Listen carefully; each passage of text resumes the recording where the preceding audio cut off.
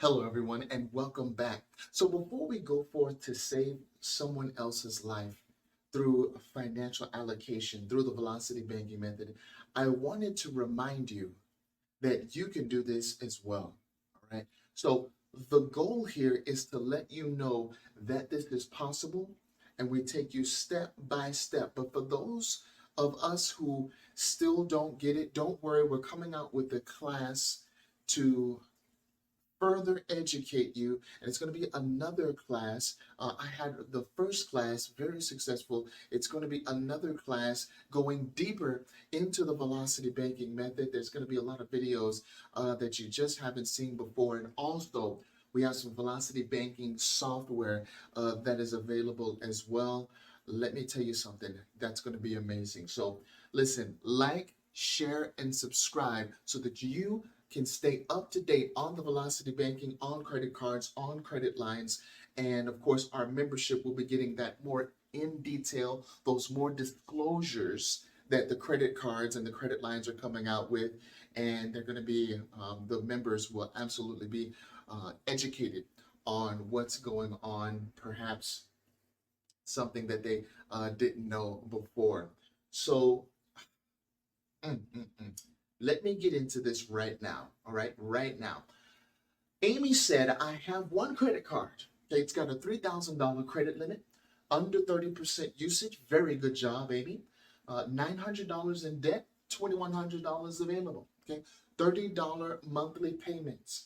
One personal line of credit, $3,000 credit limit. It's got high usage, $2,750 a debt.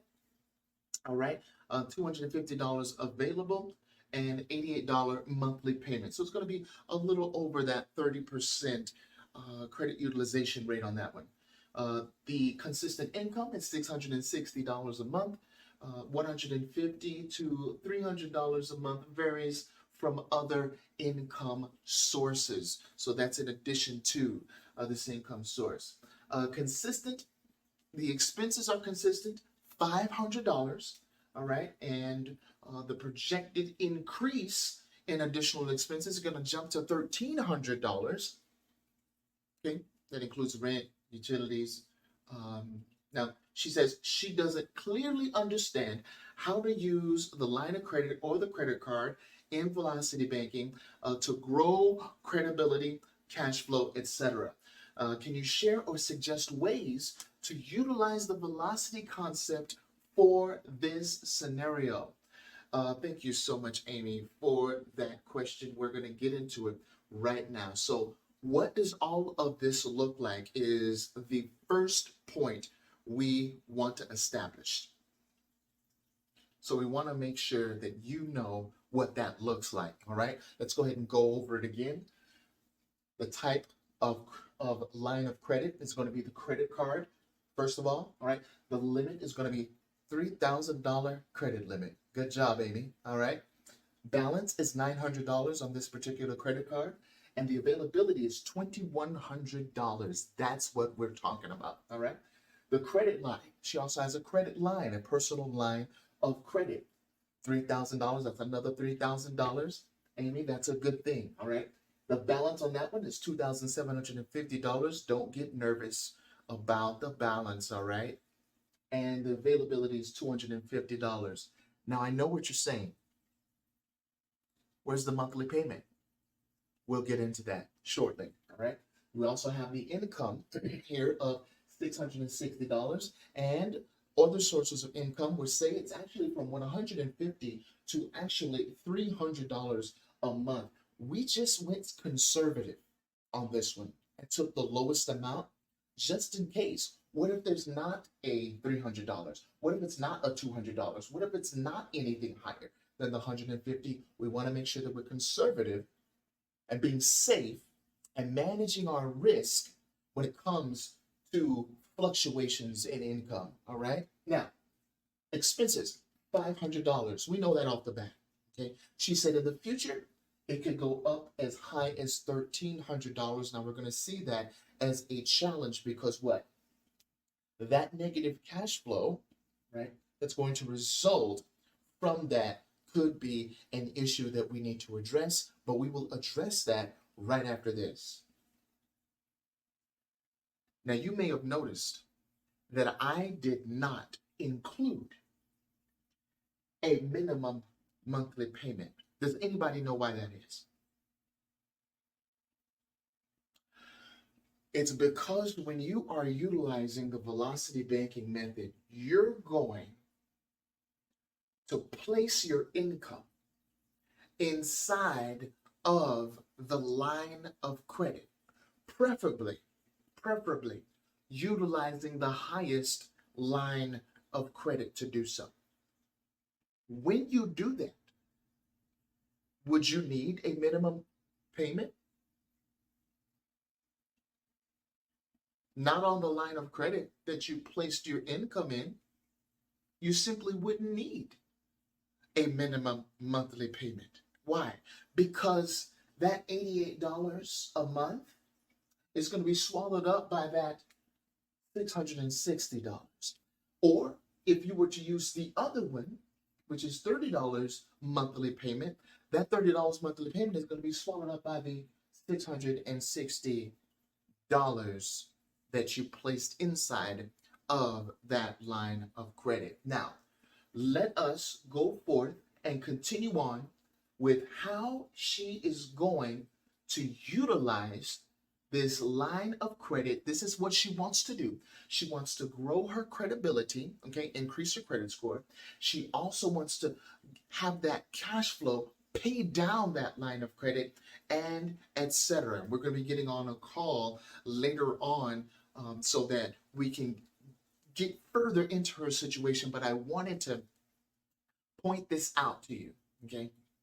That you don't need to be concerned with the minimum monthly payment while you're utilizing your line of credit as your new checking account, all right? Now, what is she going to do? How can she pay down, right? How can she pay down her line of credit? What is she going to do? Can we even say paying down anymore when we're talking about the line of credit? I would suggest you change your terminology, that you change your vocabulary and say, I'm going to transfer my money into the line of credit. I'm going to transfer, say it with me, transfer my income into my line of credit. Now, of course, I want to utilize one method here, one velocity card in this scenario, because we're going to show Amy how to pay off her expenses with the $500 as an expense mark, all right? Then we're going to address the $1,300 one, okay? Because that's going to be a negative cash flow, but we're going to address that right after this. So, Amy, I see that you're paying the $30 a month on the credit card, all right? So, and you have an available balance of $2,100. I'm not so concerned with that because you have like what's the cash flow here? $660. Excuse me. Let's say it's $810 minus the 500. What is that? $310, right? $310 as cash flow. So you could pay that off in 3 months. So why would I want to, get rid of that one first? What I want to do is I want to get rid of this debt first. So we're going to focus on placing our income inside of the line of credit. And there's another way you can point that out as well. You see, let the numbers answer the question for you. All right, let's go ahead and go to our CFI method to make sure that we're making good use of our loans, that we're making good use of our lines of credit. Now, she said that she's going to be paying $88 a month, and the balance is $2,750 a month. So we're going to put the balance right here, and we're going to divide it by 88. And we're also going to divide this balance, the 900, and we're going to divide that by the $30. Okay, so in this scenario, according to the cash flow index method, do you remember that? Which one should we pay off first? Okay, this one is 30, while this one is what? It's going to be more than 30, isn't it? More than 30. So this scenario would not be as much as the $30 one, okay, as the 30 cash flow index number. So we wouldn't want to pay this one off first, right? We would want to pay, excuse me, we wouldn't want to pay this one off first. We would actually want to pay this one off. Now, another thing to keep in mind, okay, she also said credibility. So what does that mean? That means we're going to have to shift our thinking. Normally, what would you do to the lowest? Because this is actually 31.25, which is actually second place to this. This would be normally, in most situations, this would actually be the number that tells us to do what? To pay this loan or line of credit off first, right? But because she said, well, I'm concerned about my credit utilization on the other card, what does that mean? Okay, so if you're concerned about that, then which one do we want to eliminate the most of? At least until it drops below that 30%.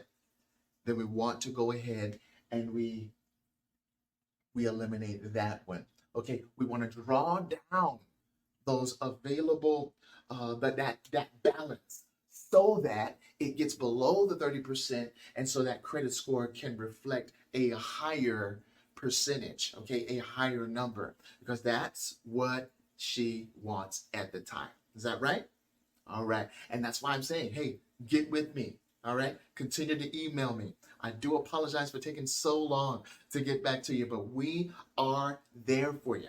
Okay. And that's why this is so vital. That's why your questions are so vital, because each case is different. And we're going to show you by the numbers why it matters that you go ahead and get with us, connect with us. All right. So we're going to go ahead and place this as the priority, getting that credit utilization down to 30%.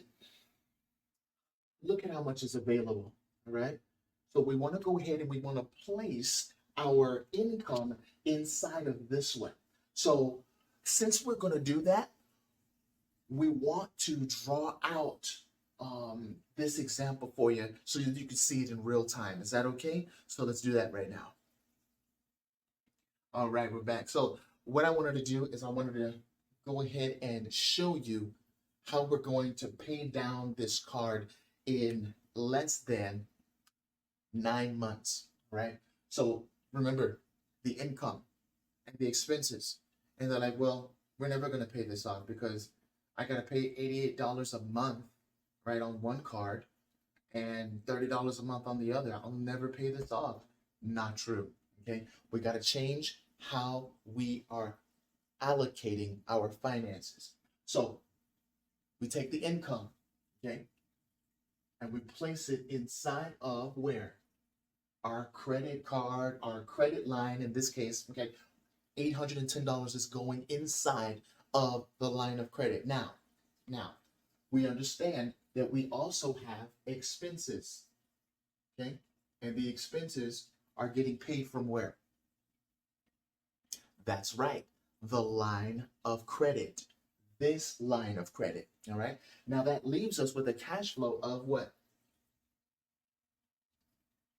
$310, because we subtracted $500 from $810.